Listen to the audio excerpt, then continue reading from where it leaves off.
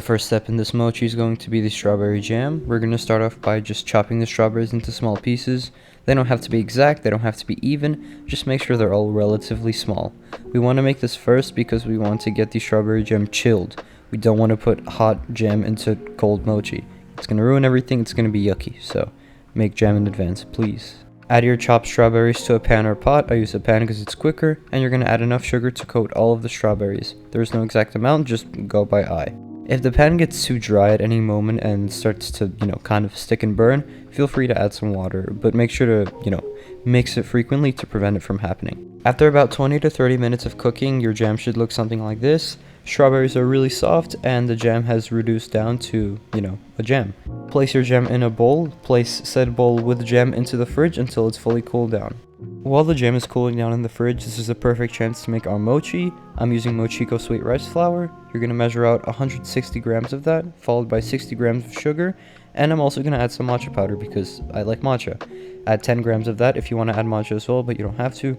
Mix everything together, and then you're going to add 1 cup of water. I recommend doing this in increments because if you do it all at once, it's going to be kind of hard to mix, especially if you're doing it in a small bowl like me here.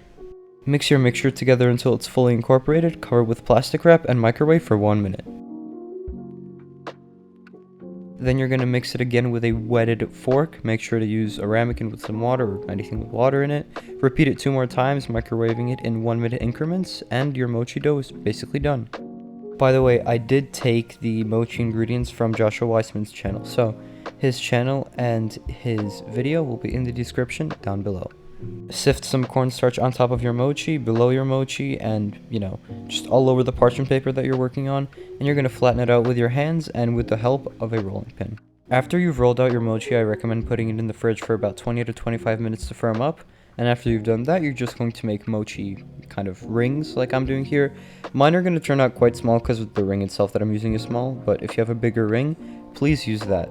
It's going to be much better because, the bigger the better. Take a brush and dust any excess cornstarch off.